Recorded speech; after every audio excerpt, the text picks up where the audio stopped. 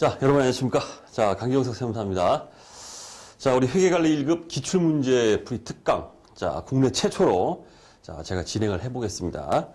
자, 이제 여러분들 이제 기본 이론 강의에서 시작해가지고 뭐 선택적으로 우리 서브노트 강의나 모의고사 강의 이런 것들도 다 들어보신 분도 있고 그렇지 않은 분도 있지만은 결국 우리 회계관리 1급의 이제 종착역 마지막이다 이렇게 보시면 되겠죠. 자, 기출문제를 보면서 과연 내가 합격할 수 있느냐? 시간 내에 나는 어떤 전략을 가지고 합격을 이뤄낼 수 있느냐? 그 방법적인 거 여러분들이 한번 이렇게 경험치를 좀 상승을 시켜봐라 이런 얘기예요. 자, 지금 우리 이 문제는 제가 쓴 이 책이죠. 이 책은 이제 공개된 우리 기출문제입니다. 공개된 기출문제를 바탕으로 이제 제가 이제 현행 개정세법, 현행 일반기업 회계 기준에 따라서 다 변환시켰어요. 문제가 성립되지 않는 거 다시 고쳐서 만들고 어떤 거는 삭제시켜버리고 현행 세법에 맞지 않는 것들. 그래서 인터넷에 막 떠돌고 이러는 공개된 기출문제는 그거는 옛날 세법 기준 이런 회계 기준에 의해서 이렇게 된 거기 때문에 그건 의미가 없습니다. 그래서 제가 현행 세법과 회계 기준에 맞도록 문제를 다 변환시켰기 때문에 이렇게 봐야만 시험 적응력이 100%가 되겠다. 저는 이렇게 보시면 되고 다만 미복원된 문제가 일부 있을 수 있습니다. 복원되지 않은 문제. 그런 문제에 대해서는 제가 현행 회계관리 1급의 난이도가 그대로 유지되게 제가 추가한 문제들이 있다는 거. 그건 좀 참고적으로 말씀드리겠습니다. 자, 그 다음에 이제 이 풀이를 통해서 국내 최초로 이제 물론 강의가 되고 있는 것도 있지만은 이 풀이를 통해서 여러분들이 시험에 내가 합격할 수 있다는 자신감을 좀 가져보라 이런 얘기예요. 우리 실제 이제 연습 문제나 이런 거에 비해서는 조금 난도가 낮게 나온다는 게 일반적인 평이기 때문에 문제 좀 풀어보시면서 합격할 수 있겠구나. 아자 또는 조금만 더 열심히 하면 되겠구나. 이런 좀 자신감을 좀 가져보시라 이러는 거고. 그 다음에 우리 문제를 풀음에 있어서 우리 이 기본 강의나 이런 강의를 통해서 정확하게 아주 처음부터 끝까지 이렇게 강의를 드렸었는데 지금 우리 기출문제 풀이는 실전에서의 풀이 방법으로 여러분들한테 강의를 드릴 거예요. 정확하게 막 풀이하지 않습니다. 실전에서 어떻게 콤팩트하게 접근을 해서 빠른 시간 내에 풀어낼 수 있는지 실전에서의 풀이 방법으로 기출문제를 풀이할 것이고 그러다 보니까 제가 이제 자주 사용하는 고속철 풀이법이라는 게 있어요. 빨리 푸는 방법 100만 불짜리입니다. 어디서도 안 가르쳐줘요. 그 고속철 풀이 방법 이걸 드문드문 있는데 그걸 다 제시를 해드리겠습니다. 자, 그래서 사전에 여러분들은 이 문제를 실전처럼 시간 체크해가지고 푼 다음에 그 다음에 해설을 저와 함께 강의를 들으시면서 그런 방식으로 반드시 실전처럼 푸신 다음에 접근하셔야 됩니다. 자, 그렇게 좀 해주시고 자, 이렇게 해서 이제 이 기출문제 시작을 해보도록 하겠는데 아주 야무지게 아주 깔끔하게 아주 잘근잘근 기출문제 씹어 먹어버리겠습니다. 자, 시작하겠습니다. 재무회계 1번입니다. 자, 다음 주 KIFRS 하에서 포괄손익계산서에 대한 설명으로 옳지 않은 것은 자, 3번에 보시면은 누누이 강조했던 부분이 또 나왔습니다. 포괄손익계산서의 양식으로 단일 포괄손익계산서와 별개의 손익계산서와 포괄손익계산서를 제시하고 있으며 이들 모두를 표시해야 된다. 이건 틀렸죠. 둘 중 하나를 선택해서 표시하라 이렇게 되어 있어요. 단일 포괄손익계산서는 자, 매출액 출발해서 어떻게 된다고 그랬어요? 쭉 해가지고 당기손익 창출하죠. 당기순이익이라고 해볼게요. 순이익 만들어내고 그 다음에 기타 포괄손익 가감해서 총 포괄이익이다.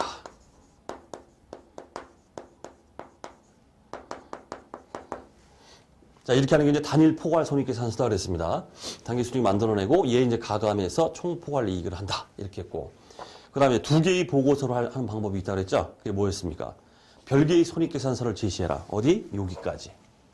이걸 제시하래요. 이거 하나 제시하고 그 다음에 포괄손익계산서죠. 이 단기순이익을 끌고 갑니다. 그죠? 단기순이익에서 출발해서 기타 포괄손익 가감해서 총포괄이익 요거 하나 구분해서 이렇게 표시해주는 그런 방법 그 중에서 선택하라 이런 얘기예요. 이렇게 표시하든지 끊어가지고 두 개로 표시를 해보든지 둘 중 선택하라 이렇게 되어 있습니다. 모두 표시해야 된다. 틀렸다 이런 얘기고. 그 다음 2번. 주 3일은 2000X1년 손익계산서에 이자 비용 16만 원을 보고하였으나 만일 주 3일이 현금주의를 채택하였다면 이자 비용이 3만 원만큼 감소하게 된대요. 자, 그럼 여기서 눈치를 딱 챌 게 있죠? 아, 그럼 현금주의에 의한 그 이자 비용이 얼마가 될까요? 3만 원 감소한다고 했으니까 13만 원 되겠죠? 아, 그러니까 만약 현금주의에 의한다면 이자 비용 13만 원. 현금 13만 원 이렇게 됐을 거고. 자, 그런데 발생주의다 보니까 3만 원이 더 이제 플러스가 된다 이거죠. 현금주의에 채택한 다음에 이자 비용이 3만 원만큼 감소한다. 현금주의는 이렇다. 그럼 발생주의는 어떻게 된다는 겁니까? 16만 원이 되려면은 이자 비용하고 발생주의에 의한 3만 원 미지급이자를 인식해갔구나. 미지급이자 3만 원 이렇게 해서 현금주의에 의할 때는 13만 원, 발생주의에 의할 때는 이렇게 해서 16만 원이겠구나. 이게 눈치를 딱 채셔야 되고. 그 다음 요건 뭐예요? 이자 비용 요거 미지급이자 잡혔죠? 요거 단기 발생분입니다. 단기 미지급이자가 3만 원이구나. 자, 이런 얘기예요. 자, 묻는 거는 2000X1년만 미지급이자가 4만 원이라면 기말 미지급이자가 4만 원입니다. 자, 그러면 X1년 초에 재무상태표에 기재되어 있는 미지급이자는 얼마인가? 기초 미지급이자가 얼마냐 이런 뜻이에요. 자, 따라서 자, 기초의 미지급이자 기초 이거에다가 플러스 단기에 발생된 미지급이자죠. 3만 원 얘를 가산하면 얼마가 돼요? 기말 미지급이자 이게 되겠죠? 근데 기말이 얼마래 지금? 기말 미지급이자가 4만 원 이렇게 되어 있습니다. 자, 됐고. 자, 따라서 기초 얼마입니까? 이게 나오죠? 기초 미지급이자는 만 원이다. 퀴즈 같은 문제였습니다. 퀴즈. 자, 3번. 다음은 중소기업 회계처리 특례에 관한 내용이다. 가장 옳지 않은 것은 암기사항입니다. 중소기업 회계처리 특례 9가지인가 10가지가 쫙 열거되어 있었죠? 자, 거기서 아무 때든지 뜬금없이 물을 수 있어요. 이 중소기업 회계처리 특례는 이런 식으로. 자, 1번, 3번, 4번은 이제 우리가 다 봤던 얘기고 2번만 좀 체크를 해보면 자, 정형화된 시장에서 거래되는 파생상품에 대해서도 계약 시점 이후 평가에 관한 회계 처리를 하지 않을 수 있다. 어디가 틀렸습니까? 계약 시점 이후에 평가에 관한 회계 처리를 하지 않을 수 있는 건 어떤 상황이었어요? 시가가 없는 때예요. 시가가 없는 때. 시가가 없는 경우에 이렇게 할 수 있다 이런 얘기지. 정형화된 시장에서 거래된다. 시가가 있는 경우죠. 이런 경우는 안 된다 이런 뜻이에요. 그렇기 때문에 정형화된 시장에서 거래되지 않아서 시가가 없는 그런 파생상품 그런 거에 대해서만 그 계약 시점 이후 평가에 관한 회계 처리를 하지 않을 수 있다. 이렇게 정확하다는 뜻이죠. 자, 2번이 틀렸습니다. 자, 4번. 일반 기업 회계준에서는 자본거래에서 발생한 잉여금, 자본잉여금, 손익거래에서 발생한 잉여금을 이익잉여금을 구분하여 재무상태표에 표시하도록 규정하고 있다. 다음 중 잉여금의 성격이 다른 것은 자, 주는 문제입니다. 이거 틀리면 어떻게 됩니까? 맨 땅에 헤딩하셔야 돼요. 절대 틀리면 안 돼요. 주는 문제. 이런 거 틀리면 맞출 문제 없다. 이런 얘기입니다. 자, 1번 외환차익, 3번에 채무 면제이익, 4번 유형자산 처분이익 다 뭐예요? 단기손익이에요. 단기손익. 2번에 자기주식 처분이익은 자본잉여금입니다. 2번. 5번. 자, 다음 중 재무상태표의 작성 기준에 대한 올바른 설명으로 보기 어려운 것은 자, 3번 보시면 동일 거래처에 대한 채권과 채무가 동시에 존재하는 경우에는 이를 상기하여 표시한다. 참 어마어마하게 뒤끝 장렬하면서 엄청나게 나옵니다. 엄청나게 나와요. 자, 우리 재무상태표 작성 기준 어떻습니까? 자산과 부채는 총액으로 표시한다. 원칙. 상기하여 표시하지 말라. 물론 예외는 있지만 그렇기 때문에 원칙적으로 총액으로 표시해야 된다. 아주 엄청나게 나오는 문구죠. 상기하여 표시한다. 틀린다. 이런 얘기예요. 그다음 6번. 자, 다음 주 2000X1년 12월 31일 재무상태표상 현금 및 현금성 자산으로 분류되지 않는 항목은 가장 핵심 포인트가 되는 건 뭡니까? 취득 당시부터 만기 또는 상환까지 기간이 몇 개월? 3개월. 이게 핵심이에요. 3개월. 자, 1번에 2000X2년 5월 31일에 만기가 도래 예정인 채권이다. 자, 그러면 취득 당시부터 만기가 3개월 이내가 아니죠. 아니죠. 취득은 언제인지 모르겠지만 어쨌든 다음 연도 5월 30일이니까 3개월은 아닙니다. 따라서 이런 채권은 3개월 이내에 도래한 채권이 이제 현금 및 현금성 자산이기 때문에 바로 1번이 틀렸다. 이런 얘기고. 뭐 2번은 12월 2일에 취득하여 이렇게 되어 있기 때문에 취득일로부터 1월 30일, 3월 내죠. 상환 우선주, 현금성 자산 되겠고. 뭐 당좌수표야, 뭐 현금이고. 그다음 4번에 환매채 3개월 이내라고 되어 있죠. 따라서 1번이 틀렸다. 이런 얘기고. 그럼 7번. 자, X인은 대손 충당금 기초잔액은 15만 원이며 단기 중 매출 채권 및 대손 상각비와 관련되어 발생한 거래는 다음과 같다. 매출 채권 기말 잔액의 3%를 대손 충당금으로 설정한다고 할 때 단기 손익계산서에 계상될 대손 상각비는 얼마인가? 자, 어마어마하게 이 대손 상각비, 손익계산상의 대손 상각비 이걸 구하는 계산의 문제는 무조건 매년 나온다. 매회 나온다. 이렇게 보시면 되는데, 자, 강의 중에서 강조했지만 어떻게 알아? 회계 처리를 해서 할 수도 있어요. 하지만 어때요? 시간이 걸려요. 어떻게 알아? 고속철. 빨리 푸는 방법. 이거 했었죠? 그냥 집어넣어라 이런 얘기, 계정에. 자, 대손 발생 하나 써주고, 기초 대손 충당금 집어넣어주고, 회수된 거 써주시고, 대손 상각비, 손익계산서죠? 대손 상각비. 이 계정을 반드시 암기하라 하셨습니다. 기말 대손 충당금. 기말 대충 이렇게 할게요. 그래서 땅 집어넣으면은 얼마게 이런 식으로 나온다고 그랬어요? 이런 식으로. 이거 회계 처리하고 있으면 시간 꽤 걸립니다. 이렇게 하면 안 돼요. 땅 집어넣으셔야 됩니다. 이건 필수적으로 머리에 박아두셔야 된다고 말씀드렸습니다.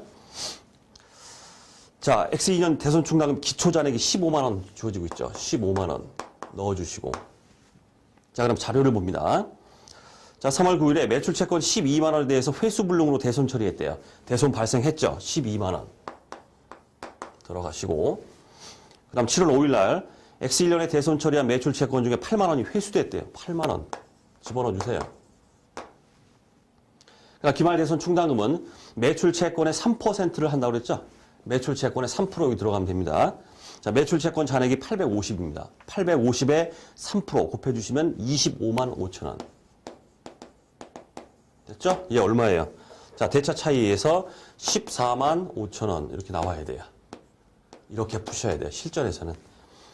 어느 세월에 회계 처리하고 있어요. 빨리 풀고서 시간도 없어 죽겠는데 딴 거 빨리 풀어야 되는데. 그죠? 반드시 이렇게 실전에서는 접근을 해 주셔야 된다. 이런 얘기고. 자, 8번.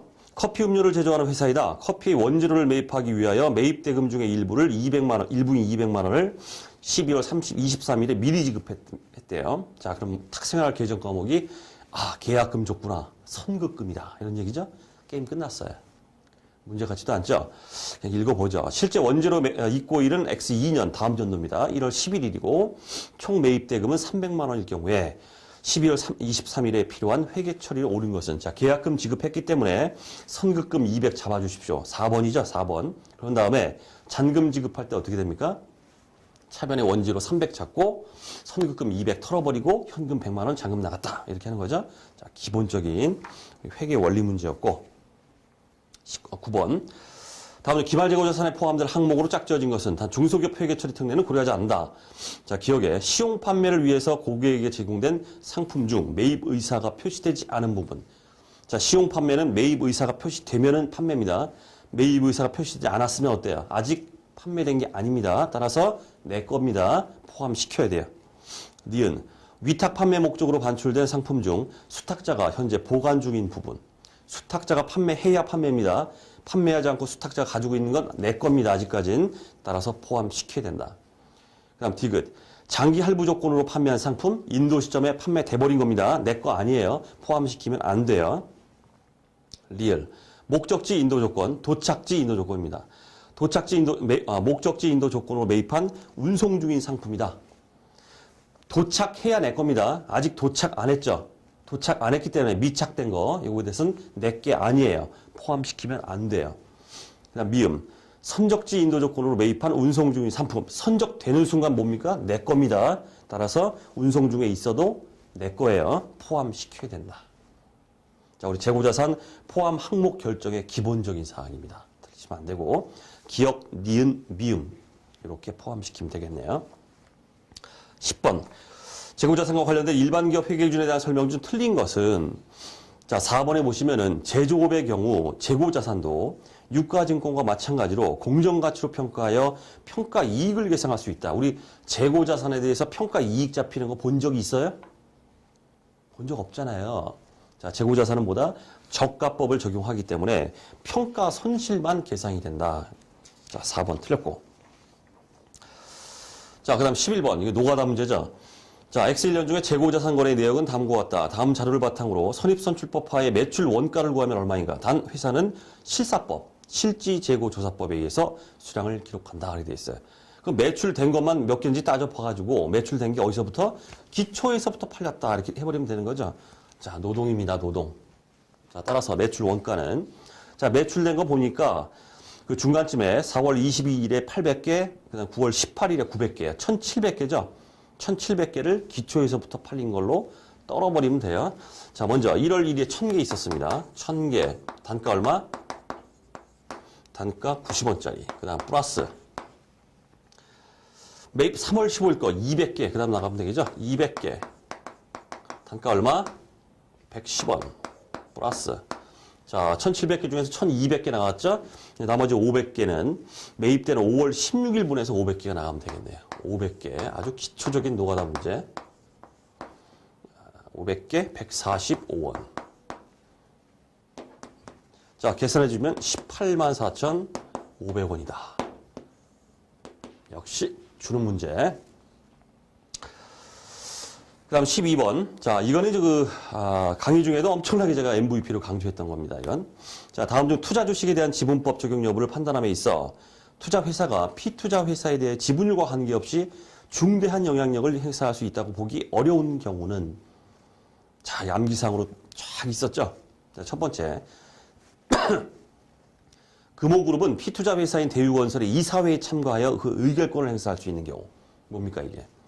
의사결정기구에 참여해서 의결권을 행사하게 되면 중대한 영향력이 있다 그랬죠. 그 다음에 자 2번 주 처음 소주의 신상품 히트로 인하여 시장 점유율이 떨어진 주 이슬 소주는 2판 4판 마케팅 전략을 수립하였으나 투자회사인 주 하이토 맥주에서 선임한 임원의 반대로 새로운 마케팅 전략을 강구해야 하는 상황에 처해 있다. 이게 뭐예요? 영업정책에 관한 의사결정에 참여할 수 있는 경우 거기에 해당되겠죠. 중대한 영향력이 있다. 자, 3번도 마찬가지인데 자, 이동통신의 선두주자인 주 에이스K텔레콤의 X1년 새로운 영업정책인 D 프로젝트는 투자회사인 주 에이스A 의사결정에 의해서 개발된 것이다. 역시 영업정책에 관한 의사결정에 참여할 수 있는 경우에는 중대한 영향력이 있다라고 보는 그 케이스입니다. 자, 4번이 틀렸어요. 아주 유명합니다. 이거는 이 말장난. 이 야부리는 제가 엄청나게 강조를 했습니다. 자, 결론적으로 말씀드리면은, 자, 두 번째 줄에 일반적인 기술 정보 이렇게 나오고 있죠? 생각이 나셔야 됩니다. 일반적인 기술 정보가 아니라 필수적인 기술 정보를 제공해야 된다. 이렇게 해야 중대한 영향력이 있다. 이 말장난 야부리가 엄청나게 나오고, 심지어는 회계사 세무사 시험에서도 엄청나게 나왔어요. 자, 4번. 주 다움 커뮤니케이션은 피투자 회사인 주 파도 커뮤니케이션에게 다른 회사에도 제공하고 있는 일반적인 기술 정보인 사내 메신저 파일 설치를 위한 기술을 제공하였다. 일반적인 기술 정보가 아니라 필수적인 기술 정보를 제공해야만 유의적인 영향력이 있다. 이런 얘기예요. 4번이 틀렸다. 그 다음 13번. 2007년 1월 1일 주 3일은 주 하나의 주식 매도 가능 증권을 870만 원에 취득하였고 2000X1년 12월 31일 현재 공정가치는 750만 원이다. 그럼 평가 손실을 120만 원 잡았겠죠. 그러나 X2년 중에 주 하나가 우리은행으로부터 당좌거래 정지 처분을 당하여 당해 주식으로부터의 회수 가능액이 350만 원으로 하락했습니다. 손상됐죠? 손상 차손 잡아야 됩니다. 이 경우 주 3일이 주 하나의 주식에 대하여 2000X2년에 인식할 매도 가능 증권 손상 차손은 얼마인가? 자, 이 문제의 포인트는 뭐예요? 손상 차손을 인식할 때는 어떻게 하라? 계상되어 있는 평가 손익을 손상 차손에 반영하라. 이런 뜻이에요. 단순하게 손상된 부분만 잡는 게 아니라고 그랬죠? 자, 따라서 간단하게 회계 처리해보면 뭐 차변에 손상차손 얼마 잡히겠죠. 그 다음 매도 가능 증권 얼마가 감액이 될 거고, 그 다음에 우리 전년도에 이미 870짜리가 750만 원으로 하락했기 때문에 평가 손실 120만 원을 잡고 있을 겁니다. 그 평가 손실 차변에 잡혔던 게 손상시에 와서 없어진다 이런 얘기예요. 이게 포인트다 이런 얘기죠. 매도 가능 증권 평가 손실 120만 원. 자, 매도 가능 증권은 현재 어떻게 됩니까? 공정가치 750에서 350으로 하락했죠. 얼마만큼? 750 마이너스 350, 400. 대차 차이 합친 거 일구 가야죠. 520만 원. 이걸 묻고 있어요. 손상 시점에 평가 손익을 갖다가 손상 차손에 반영하는 이런 회계 처리를 한다. 이렇게 해서 손상 차손이 금액이 결정되더라. 자, 요게 이제 포인트다라는 얘기죠. 자, 그래서 520만 원 손상 차손 해주시면 되겠고, 다음 14번. 2000X년 12월 30일 현재 단기 중 취득하여 보유하고 있는 ABC사 주식과 DEF사 주식의 시가가 다음과 같은 경우 결산 시 동유가증권에 대한 평가가 단기 손익에 미치는 영향이 얼마인가? 단 시가를 공정가치로 보며 모든 주식은 단기 매매 증권으로 분류된다고 가정한다. 결국 단기 손익에 미치는 영향은 뭘 묻는 겁니까? 평가 손익이 얼마냐 이런 뜻이에요. 단기 매매 증권은 평가 손익이 단기 손익 처리가 되기 때문에 매도 가능 증권은 이거는 뭐 기타 포괄 손익 누계 얘기했죠. 자, 평가 손익을 찾아보면 그냥 눈으로 하겠습니다. 눈으로. 자, ABC사 주식 보면은 취득원가 200짜리가 250으로 상승했습니다. 평가 이익 50만 원이에요. 그다음 DEF사 주식은 150짜리가 140으로 하락했어요. 평가 손실 10만 원이에요. 툭 치면 어떻게 돼요? 평가 이익 50, 평가 손실 10. 툭 치면 상기하면 40만 원 이익이 되겠다. 됐죠? 눈으로도 풀립니다. 15번. X년 1월 1일 공장 신축 부지로 사용하기 위하여 건물이 있는 토지를 3천만 원에 구입을 했습니다. 취득한 토지와 건물의 공정가치는 각각 800과 1600. 건물은 취득과 동시에 철거를 해버렸대요. 아, 생각나죠? 새 건물을 신축할 목적으로 기존 건물이 있는 토지를 구입했어요. 그리고 기존 건물은 바로 그냥 철거를 해버립니다. 자, 이럴 경우에 이건 뭐다? 일괄 구입이 아니다 그랬어요. 일괄 구입이 아니라 토지를 위해서, 새 건물을 신축할 목적의 토지를 위해서 구입한 거기 때문에 그 총 구입가가 뭐다? 토지 원가가 된다. 그리고 기존 건물을 철거한다. 거기서 나오는 철거 비용도 역시 토지의 원가다. 그랬죠? 자, 이 문제가 자, 그 얘기입니다. 자, 건물의 철거 비용이 150만 원 소요됐다. 토지의 취득 원가가 얼마냐? 토지의 취득 원가 어떻게 됩니까? 일괄 구입이 아니기 때문에 토지 취득 원가 총 구입가 3천에다가 기존 건물의 철거 비용 150만 원까지. 이게 바로 토지의 취득 원가다. 3,150만 원. 자, 됐죠? 그 다음 16번. 자, 재고자산, 유형자산 등의 제조, 매입, 건설 및 개발 기간 중에 발생한 차입 원가는 기간 비용으로 처리함을 원칙으로 하되 자본화 요건을 충족하는 경우에 이를 해당 자산의 취득 원가에 산입할 수 있다. 우리 차입 원가 얘기죠. 자, 다음 중 자산의 취득 원가에 산입할 수 있는 항목으로 가장 적절하지 않은 것은, 즉 우리 봤었던 자본화 대상 차입 원가 생각나셔야죠. 거기서 제외 대상이 두 개가 있었습니다. 뭐였어요? 바로 할인용, 매출 채권 처분 손실, 그 다음에 차입금에 대한 이 연체 이자예요. 이거는 자본화 대상 차입 원가에서 제외한다 그랬습니다. 그게 바로 2번에 나오고 있어요. 차입금에 대한 연체 이자, 이거는 해당되지 않는다. 다음 17번, 이거 뭐 주는 문제죠. 자, 2007년 1월 1일에 취득원가 500만 원, 잔존가치 50만 원, 내용연수 5년이 차량 운반구를 취득하고 정액법으로 감가상각하고 있습니다. 바로 X1년 말에 감가상각비로 인식할 금액은 얼마인가? 이건 죽었다 깨나도 맞춰야 되겠죠? 절대 틀리면 안 되고. 취득가 500 마이너스 잔존가 50 나누기 내용연수 5년. 게임 끝. 이거 틀리면 어떻게 되겠어요? 정말 맨 땅에 정말 헤딩해야겠죠? 자, 주는 문제였고. 자, 그 다음 18번. 자, 요거 좀 주의 깊게 보십시오. 자, 2007년 1월 1일 정부로부터 자산의 취득과 관련해 보조금 40만 원을 받아 기기장치를 120만 원을 취득했대요. 정부 보조금 얘기다. 그 얘기고, 이 기기장치의 내용연수는 5년, 잔존 가치는 없으며 정액법으로 생각한다. 이전 X3년 1월 1일 이 기계장치를 65만 원에 매각을 했습니다.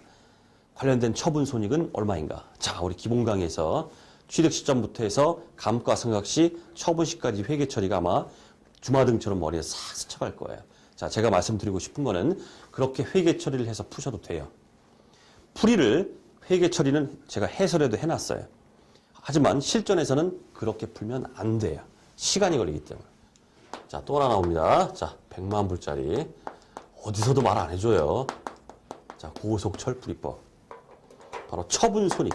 정부 보조금이 있을 때의 처분손익 계산이에요. 자, 이거는 처분가에다가 자, 미리 말씀드렸죠. 회계 처리를 해서 푸는 게 일반적인데, 일반적이 아니라 거의 100% 모든 그 교재나 이런 데서 회계 처리를 통해서 그렇게 풉니다. 물론 저도 해설을 통해서 해설에 회계 처리를 하는 통해서 푸는 거 회계 처리를 해놓긴 했어요. 하지만 실전에서 어떻게 하라? 이렇게 풀어라 이런 뜻이에요. 30초짜리 문제. 처분가에다가 보조금 차감.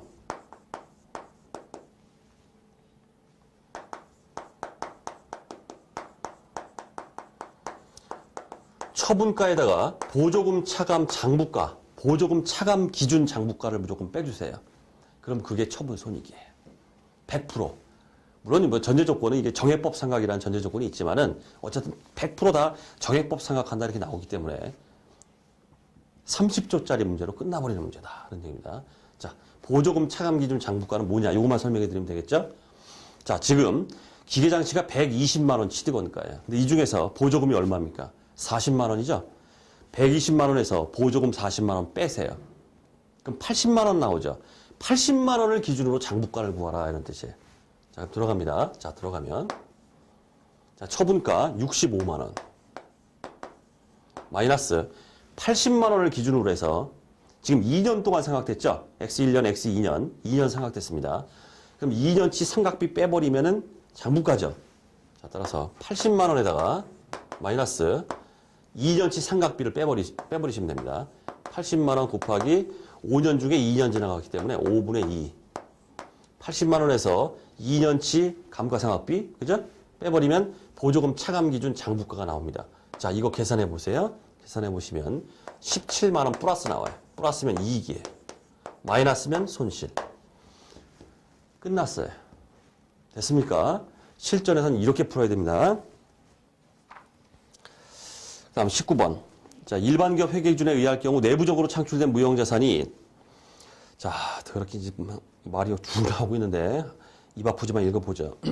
인식 기준에 부합하는지를 평가하기 위하여 무형자산의 창출 과정을 연구 단계와 개발 단계로 구분하고 개발 단계에서 발생한 지출을 일정 요건을 충족하는 경우에 하나의 무형자산으로 인식할 수 있으며 그 외의 경우는 단기 비용으로 처리하도록 규정하고 있다. 다음 중 개발 단계에서 발생한 지출을 무형자산으로 계산하기 위해 반드시 필요한 조건으로 보기 어려운 것은 자, 우리 무형자산 자산 계상 요건이라는 게 있었죠. 키워드 중심으로 제가 딱딱 짚어드렸습니다. 그죠? 자산 계상 요건에 해당하지 않는 걸 골라라 이런 뜻이에요. 어떻게 써요 이거? 암기사항이에요. 눈팅 자주 안 해봤다. 암기 안 해놨다. 그럼 못 푸는 거예요. 어쩔 수 없습니다. 자, 1번 키워드 말씀드렸던 기술적 실현 가능성 딱 보이죠? 1번 계상 요건에 있었습니다. 자, 두 번째 미래 경제적 효익 보이죠? 2번에 그다음 3번 신뢰성 신뢰적인 측정 관련 지출을 신뢰성 있게 구분하여 측정할 수 있다. 그 나오고 있습니다. 그 다음 4번 무형자산을 사용하여 개발된 시제품의 판매로 인한 매출이 발생하고 있어야 한다. 규정 자체에 없어요. 자산 계상 요건에 이게 없어요. 그럼 이게 아니라는 거예요. 암기사항이었습니다. 4번이 되겠고 다음 20번 자, 2000X1년 설립된 벤처회사로 X1년 지출한 금액은 다음과 같다. 다음 자료를 기초로 할 경우 X1년의 손익계산서상 비용으로 인식해야 할 금액은 얼마인가? 딱 보니까 연구 단계, 개발 단계 나오는 거 보니까 뭐예요? 무형자산이죠? 아, 떠오르는 거. 자, 비용은 세 가지가 있겠구나. 내 머릿속에 내가 공부한 바에 의하면 착 주마등처럼 싹 스쳐가죠? 아, 연구비. 연구 단계에서 발생한 연구비가 있을 것이고 그 다음 또 하나 개발 단계에서 발생했는데 자산 계상 요건을 충족하지 못해서 비용화되는 거. 아, 경상개발기가 있겠구나. 그 다음, 개발 단계에서 발생해서 자산 계상 요건을 충족했어요. 무형자산이 됐죠? 그 무형자산에 대한 상각비가 또 있겠구나. 가장 여러분들이 놓치기 쉬운 게 뭡니까? 이거예요. 얘는 계산해 놓고서 얘를 빠뜨려요. 무형자산 상각비 계산해줘야죠. 단기 비용입니다. 자, 세 가지로 보시면 되겠네요. 자, 기억에 연구 단계에서 발생한 지출, 바로 연구비 20만 원. 자, 됐고. 그 다음, 개발 단계에서 발생한 지출이 50인데, 이 중에 경상개발비, 무형자산 나눠지겠죠? 자, 밑에 개발 단계에서 발생한 지출 중 30만 원은 무형자산 중 개발비 인식 요건을 만족한다. 자, 따라서 30만 원, 50만 원 중에서 30만 원이 무형자산이기 때문에 20만 원이 경상개발비 이렇게 되겠고, 그럼 나머지 30만 원은 무형자산입니다. 자, 그런데 개발비의 사용 가능 시점이 X년 7월 1일이에요. 사용 가능 시점부터 상각이 들어갑니다. 자, 그럼 무형자산 30만 원에 대해서 나누기, 자, 1년치 내용연수 5년 해주시고, 이게 끝난 게 아니죠. 7월 1일부터 사용 가능하기 때문에 12분의 6 월할 계산, 자, 해주시면은 3만 원 이렇게 나와요. 됐죠? 합계를 해주십시오. 43만 원. 자, 요거 놓치면 안 된다고 그랬어요. 무형자산 상각비. 자, 요거 놓치시면 안 됩니다. 자, 그렇게 43만 원을 답으로 해 주셔야 된다. 자, 됐습니다. 자, 제명에게 일단 이번 시간에 20번까지 자, 끊고 다음 또 강의에서 강의를 또 이어가도록 하겠습니다.